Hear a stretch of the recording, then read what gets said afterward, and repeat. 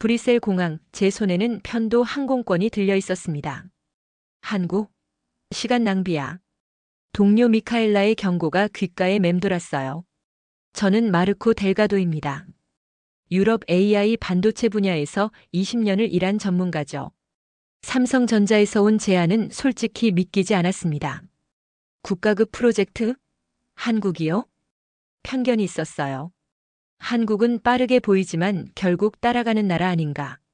기술의 중심은 여전히 유럽과 미국이라고 생각했죠. 하지만 1년 반 뒤 제 입에서 이런 말이 나왔습니다. 한국은 조용히 그러나 폭발적으로 세계를 재편하고 있습니다. 무슨 일이 있었던 걸까요? 오늘은 그 이야기를 하려고 합니다. 제 오만이 무너지고 경외심으로 바뀐 1년 반의 기록이에요. 여기서 잠깐. 여러분의 구독과 좋아요가 대한민국의 진짜 기술력을 세계에 알리는 데 큰 힘이 됩니다. 그리고 한국의 조용한 집중력이 화려한 선전보다 강하다고 생각하신다면 댓글에 자랑스럽다라고 남겨주세요. 지금 어디서 시청하고 계신지도 함께 알려주시면 감사하겠습니다. 우리 대한민국 국민들이 함께 만드는 자부심이니까요. 그럼 지금부터 유럽 전문가가 한국에서 목격한 놀라운 진실을 들려드리겠습니다. 지금부터 시작합니다. 인천공항에 도착한 건 오후 4시였습니다. 비행기에서 내리자마자 느낀 건 속도였어요. 사람들이 빨랐습니다. 걷는 속도, 말하는 속도, 입국 심사줄이 줄어드는 속도까지 전부요.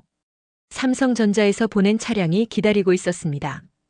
고속도로를 달리며 창밖을 봤어요. 6차선, 8차선 차들이 질서정연하게 달렸죠. 서울 시내로 들어서자 빌딩들이 빽빽하게 들어차 있었어요. LED 화면들이 끊임없이 광고를 내보냈죠. 저는 생각했습니다. 이 나라는 멈추지 않는구나. 호텔에 짐을 풀고 저녁을 먹으러 나갔습니다. 8시인데도 거리는 붐볐어요. 편의점에 들어갔죠. 24시간 운영, 즉석 음식, 온갖 종류의 상품들. 계산은 10초 만에 끝났습니다. 밖으로 나오자 제 휴대폰이 진동했어요. 거리에서 공짜 인터넷이 잡혔습니다. 속도는 200메가가 넘었어요. 저는 놀랐습니다. 다음 날 삼성전자 본사로 향했습니다. 강남이라는 지역이었어요. 고층 빌딩 15층 회의실에 들어갔죠. 6명의 한국인이 앉아 있었습니다. 한지우 상무가 악수를 청했습니다. 표정이 없었어요. 감정이 실리지 않은 목소리로 환영한다고 말했죠. 회의가 시작됐습니다. 국가급 AI 반도체 프로젝트 설명이었어요. 투자 금액만 3조 원이 넘었습니다. 그런데 이상했어요. 핵심 기술 부분은 전부 내부 검토 중이라는 말로 넘어갔죠. 점심시간이 됐습니다. 아무도 저를 초대하지 않았어요. 혼자 구내식당으로 갔습니다. 먹는 방법을 몰라 당황했죠. 오후에는 연구동을 둘러봤습니다. 실험실 문은 전부 닫혀 있었고 들어가려면 카드키가 필요했어요. 안내를 맡은 김동수 주임에게 물었습니다. 여기는 왜 이렇게 폐쇄적인가요? 그가 웃으며 대답했어요. 보안 때문입니다. 저녁에 호텔로 돌아와 한국을 검색했습니다. 인구 5천만. 6.25 전쟁 이후 70년 만에 세계 10위권 경제 대국. 반도체 수출 1위, 조선업 1위. 숫자들이 계속 나왔어요. 이 작은 나라가 이렇게 많은 걸 만들고 있었다는 게 믿기지 않았죠. 그런데 동시에 의문이 들었습니다. 왜 이렇게 빠르게 달리는 걸까? 다음 날 기술 회의에서 제 아이디어를 발표했습니다. 효율성 중심의 설계 방식이었어요. 침묵이 흘렀습니다. 박도윤 팀장이 물었어요. 안정성 검증은 얼마나 하셨습니까? 시뮬레이션으로 95% 통과했다고 대답했죠. 그가 고개를 저었어요. 우리는 99.9%를 요구합니다. 회의실이 조용해졌습니다. 토론이 없었어요. 반론도 없었죠. 그냥 거부만 있었습니다. 복도에서 김동수를 만났습니다. 그가 조심스럽게 말했어요. 여기선 회의 때 바로 대답 안 해요. 다들 뒤에서 분석하고 다음날 결론 내놓거든요. 일주일이 지났습니다. 저는 여전히 외톨이였어요. 그날 밤 호텔 창가에 앉아 서울 야경을 바라봤습니다. 도시는 끝없이 반짝이고 있었어요. 이 나라는 예상 밖이었습니다. 엄청난 잠재력과 차가운 벽이 동시에 존재하는 곳이었죠. 2주가 지났습니다. 상황은 나아지지 않았어요. 저는 매일 출근했지만 할 일이 없었습니다. 책상 위에는 노트북 한 대와 모니터 하나. 그게 전부였죠. 주변 사람들은 바빴습니다. 키보드 소리가 끊이지 않았어요. 그런데 저는 아니었습니다. 기다리는 사람이 됐어요. 가끔 회의에 불려갔습니다. 한국어로 진행됐어요. 통역은 있었지만 핵심만 간략하게 전달됐죠. 회의가 끝나면 한지우 상무에게 물었습니다. 자료를 받을 수 있을까요? 항상 같은 대답이었어요. 내부 확인 후 말씀드리겠습니다. 이틀 뒤 메일이 왔습니다. 겨우 10페이지였어요. 프로젝트 개요, 일정표, 조직도. 기술 문서는 하나도 없었습니다. 점심시간이 제일 힘들었습니다. 아무도 같이 앉자고 하지 않았죠. 구석 자리에 앉아 스마트폰만 봤습니다. 4일째 되는 날 김동수 주임이 다가왔어요. 같이 드실래요? 저는 솔직하게 말했습니다. 어렵습니다. 뭘 해야 할지 모르겠어요. 그가 대답했죠. 여기 원래 그래요. 처음엔 다들 그냥 지켜보거든요. 그날 오후 박도윤 팀장이 저를 불렀습니다. 델가도 박사님이 제출하신 알고리즘 검토했습니다. 저는 기대했어요. 그런데 그의 다음 말이 충격이었죠. 우리 시스템과 맞지 않습니다. 구체적으로 어떤 부분인지 물었습니다. 그가 대답했어요. 전반적으로요. 안정성 구조가 우리 기준에 미달입니다. 저는 반박했죠. 제 설계는 유럽 표준을 따릅니다. 그가 고개를 저었어요. 우리는 유럽 표준을 쓰지 않습니다. 대화는 거기서 끝났습니다. 더 이상 설명도 토론도 없었어요. 저녁에 호텔로 돌아와 동료에게 메일을 보냈습니다. 스페인에 있는 미카엘라였어요. 여기 사람들은 벽이야. 아무것도 공유하지 않고 설명도 안 해. 답장이 왔습니다. 그냥 돌아와. 한국 기업들은 원래 그래. 3주째가 됐을 때 기획팀과 기술팀 합동 회의가 있었습니다. 저는 새로운 제안을 준비했어요. 연산 효율을 30% 높이는 구조 개선안이었죠. 발표를 시작했습니다. 그런데 이상했어요. 아무도 저를 보지 않았습니다. 다들 노트북 화면만 들여다보고 있었죠. 발표가 끝났습니다. 침묵이 흘렀어요. 최상훈 부사장이 입을 열었습니다. 검토 후 회신 드리겠습니다. 그게 전부였어요. 저는 어이가 없었습니다. 질문 하나 없었어요. 복도에서 김동수를 만났습니다. 그가 말했어요. 여기 사람들은 회의 때 반응 안 해요. 나중에 따로 분석하거든요. 그날 저녁 혼자 맥주를 마셨습니다. 호텔방에 앉아 생각했어요. 나는 왜 여기 있는 걸까? 삼성전자는 저를 필요로 하지 않는 것 같았습니다. 제 아이디어는 묻혔고 제 존재는 투명인간 같았죠. 4주째 되던 날 한지우 상무와 1대1 면담이 잡혔습니다. 저는 솔직하게 말했어요. 어렵습니다. 무엇을 해야 할지 모르겠어요. 한지우가 조용히 말했습니다. 델가도 박사님, 신뢰는 하루아침에 만들어지지 않습니다. 저는 반박했죠. 하지만 한 달이 지났습니다. 그가 대답했어요. 아직 짧습니다. 그날 밤 미카엘라에게 다시 메일을 보냈습니다. 한 달 더 버텨볼게. 그래도 안 되면 돌아가겠어. 답장은 빨랐어요. 시간 낭비 그만해. 한국은 원래 폐쇄적이야. 저는 창밖을 봤습니다. 밤 11시인데도 빌딩에 불이 켜져 있었어요. 이 나라는 정말 쉬지 않는구나. 그런데 저는 방치되고 있었죠. 배타성인가 냉정함인가. 저는 판단할 수 없었습니다. 하지만 분명한 건 이 벽이 단단하다는 거였어요. 5주째가 됐을 때 기회가 왔습니다. 알고리즘 구조 개선 회의였어요. 핵심 기술팀만 모이는 소규모 회의였죠. 한지우 상무, 박도윤 팀장, 그리고 설계팀 엔지니어 4명. 저는 철저히 준비했습니다. 발표를 시작했어요. 현재 시스템은 안정성에 지나치게 집착한 나머지 효율이 떨어진다. 연산 경로를 재설계하면 속도를 30% 높일 수 있다. 유럽에서 진행한 시뮬레이션 결과를 보여줬습니다. 1000번의 테스트에서 95번 성공했죠. 오류율 5%였어요. 박도윤이 손을 들었습니다. 5% 오류율이면 1000번 중 50번 실패한다는 뜻인가요? 저는 대답했죠. 맞습니다. 하지만 실제 환경에서는 안전장치가 있으니 문제 없습니다. 박도윤이 고개를 저었어요. 우리는 무시 가능한 오류를 인정하지 않습니다. 저는 반박했습니다. 그럼 오류율 제로를 원하신다는 건가요? 그건 불가능합니다. 박도윤이 차분하게 말했어요. 우리는 99.99%를 달성합니다. 저는 웃음이 나왔어요. 그건 비현실적입니다. 개발 기간이 2배로 늘어날 겁니다.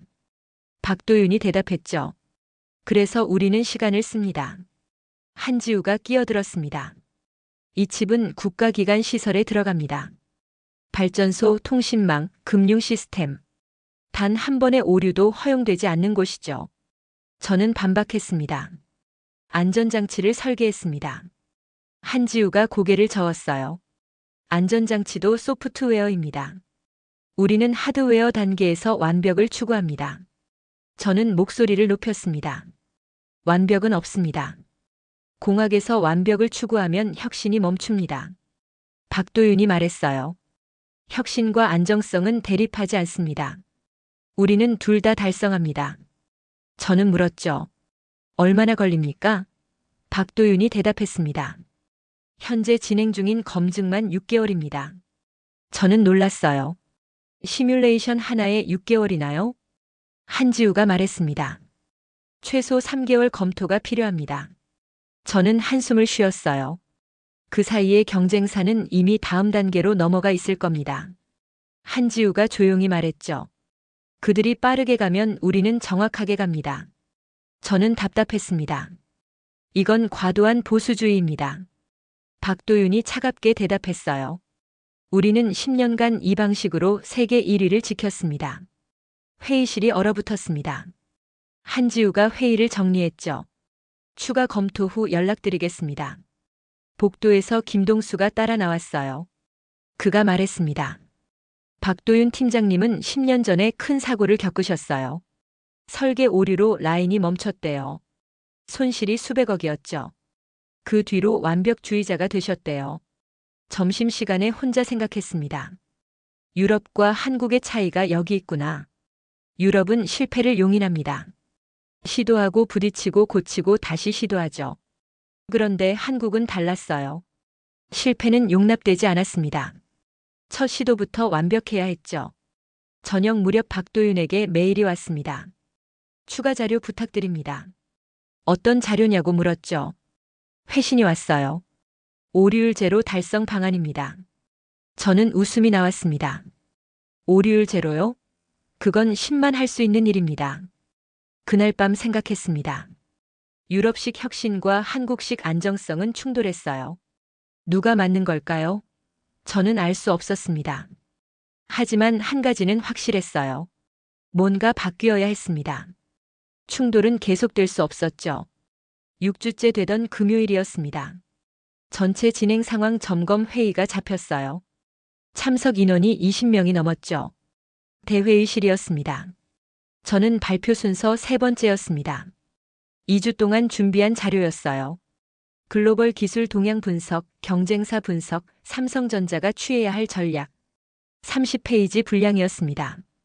발표를 시작했습니다. 그런데 이상했어요. 아무도 저를 보지 않았습니다. 모두 노트북만 보고 있었죠. 발표자는 앞에서 열심히 설명하는데 아무도 눈을 마주치지 않았어요. 10분이 지났습니다. 20분이 지났어요. 저는 계속 말했지만 허공에 대고 말하는 기분이었죠. 마지막 슬라이드에 도달했습니다. 발표가 끝났어요.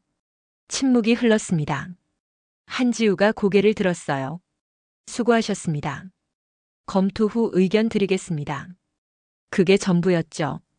저는 그 순간 뭔가 끊어졌습니다. 자리로 돌아가지 않았어요. 그대로 서서 물었습니다. 제 발표를 들으신 분 계십니까? 공기가 얼어붙었습니다. 아무도 대답하지 않았어요. 저는 계속 말했죠. 2주 동안 준비했습니다. 30페이지 자료를 만들었어요. 그런데 아무도 듣지 않았죠. 왜입니까? 한지우가 입을 열었습니다. 우리는 듣고 있었습니다. 저는 고개를 저었어요. 아니요. 모두 노트북만 보고 계셨어요. 박도윤이 끼어들었습니다. 우리는 자료를 동시에 검토합니다. 더 효율적이죠. 저는 반박했어요. 발표자를 무시하는 게 효율적입니까? 저는 감정이 북받쳤습니다. 6주입니다. 6주 동안 저는 참았어요. 자료는 공유되지 않고 회의는 형식적이고 제 의견은 묻히고. 이게 협업입니까? 목소리가 떨렸죠. 최상훈 부사장이 자리에서 일어났습니다. 박사님 진정하시죠. 저는 진정할 수 없었어요. 저는 6주 동안 투명인간이었어요. 여기 왜 불렀습니까? 구경거리 삼으려고요? 한지우가 단호하게 말했습니다. 델가도 박사님 지금은 감정적입니다. 저는 말했죠. 감정적이라고요? 당연히 감정적이죠. 저를 사람 취급도 안 하는데요. 한지우가 말했습니다. 오늘 회의는 여기까지 하겠습니다. 사람들이 조용히 나갔어요.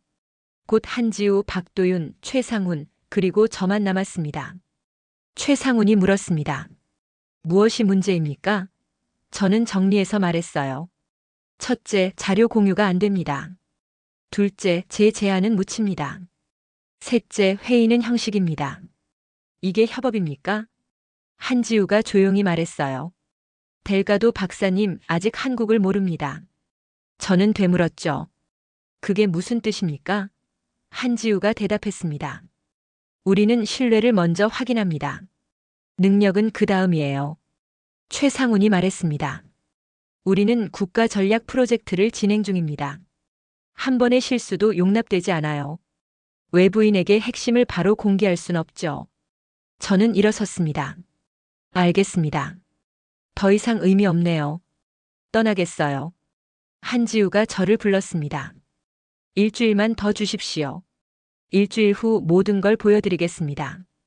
저는 믿을 수 없었어요. 또 지연 아닙니까? 한지우가 고개를 저었죠. 약속합니다. 최상훈이 덧붙였어요. 일주일입니다. 그 뒤에도 불만이시면 계약 해지 논의하겠습니다. 저는 망설였습니다. 알겠습니다. 일주일이요. 복도에서 김동수를 만났습니다. 그가 말했어요. 사실 뒤에서 엄청 분석하고 있어요. 박사님 자료들. 밤마다 회의해요. 저는 호텔로 돌아갔습니다. 일주일. 마지막 기회였어요. 노트북을 열어 메일을 썼습니다. 오늘 폭발했어. 일주일 더 보고 결정할게. 답장이 바로 왔어요. 잘했어. 거기서 시간 낭비 그만해. 한지우의 말이 머릿속에 맴돌았습니다. 아직 한국을 모릅니다. 그게 무슨 뜻일까요? 일주일. 마지막 일주일이었어요. 주말이 지나고 월요일이 왔습니다. 저는 출근하지 않았어요. 한지우에게 메일을 보냈죠. 오늘은 개인 일정이 있습니다. 거짓말이었어요. 호텔방에서 하루를 보냈습니다. 일주일 뒤 떠날 준비를 해야 하나? 항공권을 검색했지만 예매 버튼을 누르지 못했어요. 뭔가 찝찝했습니다. 저녁에 한강으로 나갔습니다. 벤치에 앉아 맥주를 마셨어요. 옆에 노인이 앉아 계셨죠. 영어로 말씀하셨습니다. 외국 사람이구나. 어디서 왔어요? 저는 대답했어요. 스페인입니다. 일 때문에 왔죠. 노인이 물으셨어요. 일은 잘 되나? 저는 한숨을 쉬었습니다. 어렵습니다. 한국 사람들은 이해하기 힘들어요. 노인이 말씀하셨어요. 한국 사람들은 말 안 해. 속으로만 생각해. 하지만 믿으면 끝까지 가. 배신 안 해. 저는 물었죠. 어떻게 믿을 수 있죠? 노인이 대답하셨습니다. 기다려. 때가 되면 다 보여줘. 다음 날 출근했습니다. 그날 저녁 저는 회사에 남았어요. 9시가 되자 사람들이 퇴근했지만 절반은 여전히 남아 있었습니다. 11시쯤 화장실에 갔습니다. 복도를 걷는데 회의실 불이 켜져 있었어요. 문틈으로 안을 봤죠. 박도윤, 한지우 그리고 엔지니어들이 모여 있었습니다. 화이트보드에는 제 알고리즘 구조가 그려져 있었어요. 저는 놀랐습니다. 이들이 제 자료를 분석하고 있었던 거예요. 낮에는 아무 말 없더니 밤에 이렇게 검토하고 있었죠. 자리로 돌아와 회사 공유 폴더를 뒤졌습니다. 접근 권한이 없는 폴더들이 많았지만 몇 개는 열렸어요. 외부 자문 기술 검토될과도 제안이라는 파일을 발견했습니다. 열어봤어요. 20페이지가 넘었습니다. 제 알고리즘에 대한 상세 분석이었죠. 장점, 단점, 리스크, 적용 가능성. 모든 게 정리돼 있었어요. 날짜를 봤습니다. 2주 전이었죠. 저는 충격받았습니다. 이들은 제 제안을 무시한 게 아니었어요. 철저히 분석하고 있었던 겁니다. 다만 저에게 말하지 않았을 뿐이죠. 다른 파일들을 열어봤습니다. 델가도 알고리즘 시뮬레이션 결과 안정성 검증 보고서. 파일이 10여 개였어요. 모두 제 제안에 관한 것들이었습니다. 프로젝트 타임라인 폴더를 열었습니다. 간트 차트가 나왔죠. 제 눈이 한 줄에 멈췄어요. 외부 자문 신뢰 검증 기간 6주. 6주요. 저는 깨달았습니다. 이들은 저를 시험하고 있었던 거예요. 신뢰할 수 있는 사람인지, 정보를 흘리는지, 압박에도 참을 수 있는지. 6주 동안 관찰했던 겁니다. 프로젝트 배경 폴더를 열었습니다. 기술 유출 사례 분석이라는 문서가 있었어요. 과거 한국 기업들이 겪은 기술 유출 사건들이 정리돼 있었죠. 일본, 중국, 미국 기업에게 빼앗긴 기술들. 손실액이 조 단위였습니다. 저는 이해했습니다. 이들은 배신당한 경험이 있었던 거예요. 여러 번요.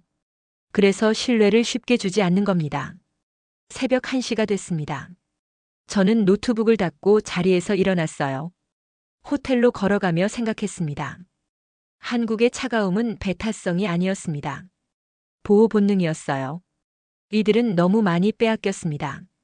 그래서 벽을 쌓은 거죠. 신뢰받기 전엔 아무것도 주지 않는 겁니다. 호텔 방에서 메모를 남겼습니다. 이들은 낮에는 침묵하지만 밤에는 움직인다. 말하지 않지만 분석한다. 보여주지 않지만 검증한다. 이게 한국 방식이다. 차가움의 정체를 알았습니다. 이제 남은 건 기다리는 것뿐이었죠. 수요일 아침 출근했습니다.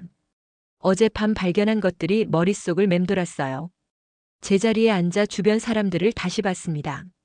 이제는 다르게 보였죠. 10시쯤 한지우에게서 메일이 왔습니다.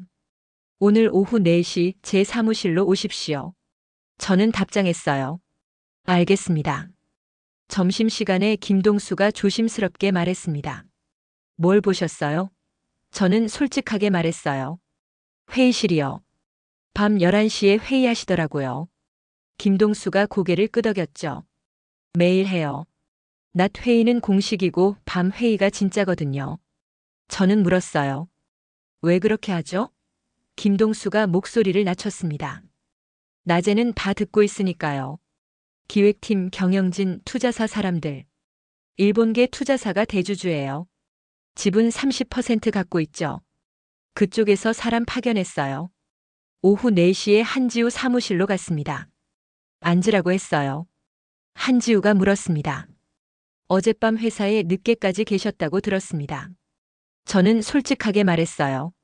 자료 검토요. 공유 폴더에 있는 문서들을 봤습니다. 제 제안 검토 보고서요. 그리고 프로젝트 타임라인도 봤습니다. 한지우는 침묵했어요. 저는 계속 말했습니다. 깨달았어요. 당신들이 저를 시험하고 있었다는 걸요. 6주 동안요. 한지우가 조용히 물었어요. 기분이 어떻습니까? 저는 대답했습니다. 화났어요. 처음엔요. 하지만 이해도 됩니다. 한지우가 설명했어요. 10년 전 일본 기업과 공동 프로젝트를 했습니다. 신뢰했죠. 핵심 기술을 공유했어요. 그런데 배신당했습니다. 손실이 조 단위였죠. 그때 우리는 배웠습니다. 신뢰는 증명되기 전엔 주지 말라고요. 저는 물었습니다. 결과는요? 한지우가 미소 지었어요. 합격입니다. 금요일 폭발도 계산 아니었습니다. 당신의 진짜 성격을 보고 싶었거든요. 저는 놀랐어요. 그것도 시험이었다고요? 한지우가 고개를 끄덕였습니다. 우리는 순응하는 사람을 원하지 않습니다. 자기 의견을 가진 사람을 원하죠. 한지우가 말했습니다. 이제 진짜를 보여드리겠습니다. 내일 특별 회의가 있어요. 프로젝트의 진짜 목표를 공개하는 자리입니다. 당신만 초대됐어요. 한지우가 비밀 유지 계약서를 건넸습니다. 강력한 조항들이었죠. 위반 시 손해배상 형사고발. 저는 주저없이 서명했습니다. 한지우가 말했어요. 환영합니다, 델가도 박사님. 이제 당신은 내 부인입니다. 목요일 아침이 밝았습니다. 로비에서 한지우가 기다리고 있었어요. 따라오십시오. 엘리베이터를 탔는데 아래로 내려갔습니다. 지하였어요. 지하 3층에서 멈췄습니다. 복도에는 카메라가 사방에 있었죠. 한지우가 카드를 찍고 지문 인식을 했습니다. 문이 천천히 열렸어요. 회의실이었습니다. 타원형 테이블에 15명쯤 앉아 있었죠. 박도윤, 최상훈, 그리고 처음 보는 얼굴들. 모두 저를 봤습니다.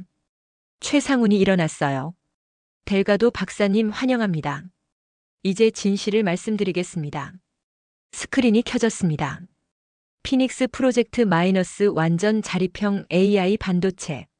발표가 시작됐죠. 내부의 진짜 규칙을 배웠습니다. 보안, 정치의 시험. 모든 게 이유가 있었어요. 그리고 이제 저는 그 안에 들어왔습니다. 스크린에 첫 슬라이드가 떴습니다.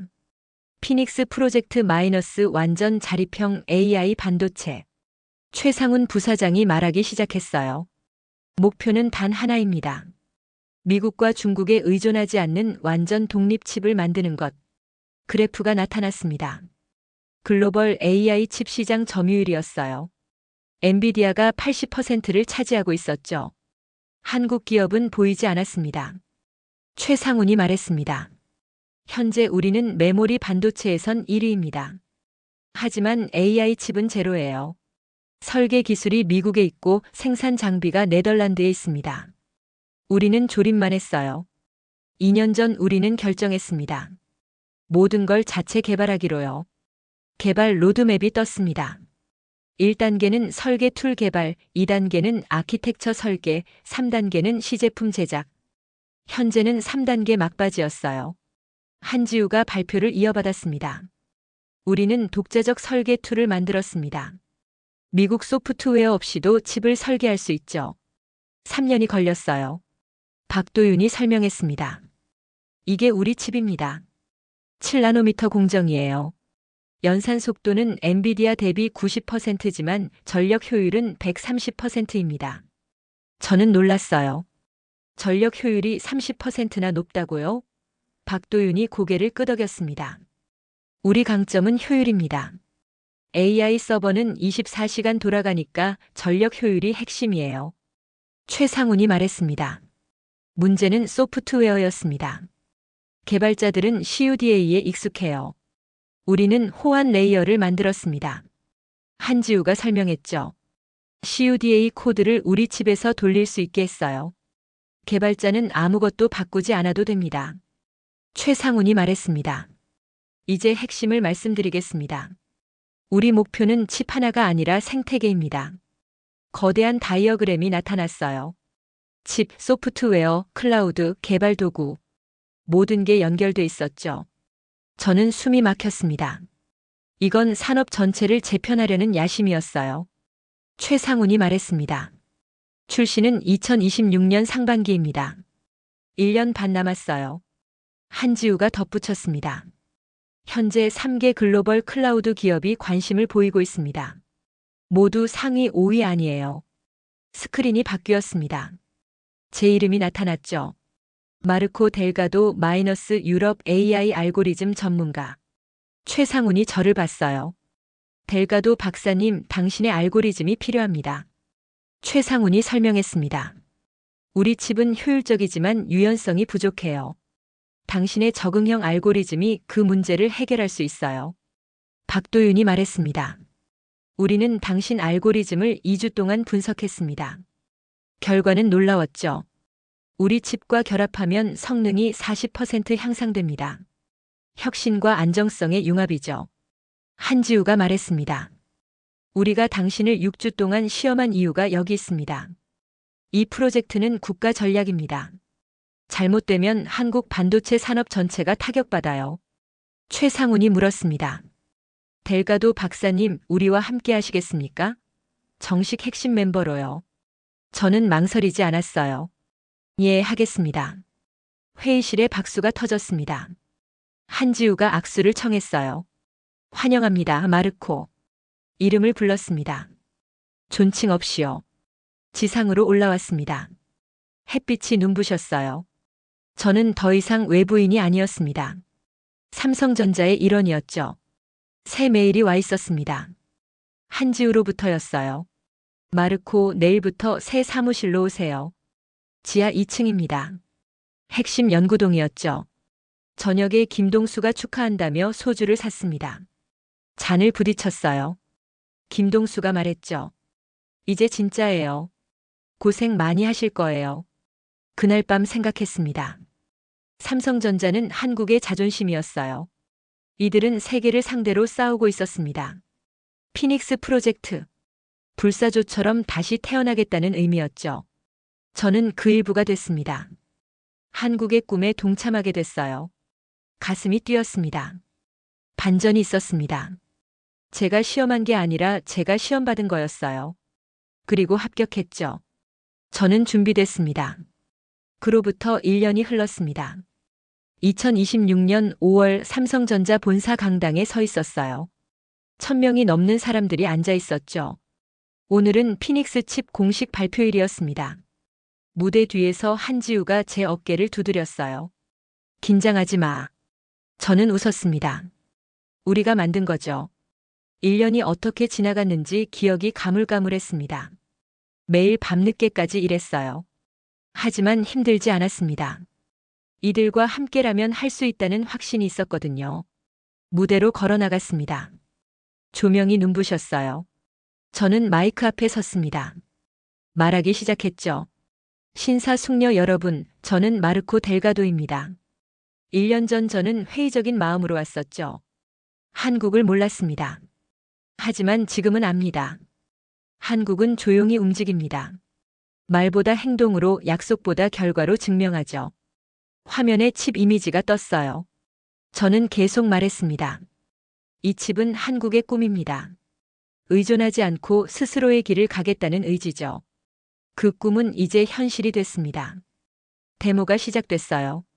실시간 연산이 표시됐죠. 속도와 효율이 숫자로 나타났습니다.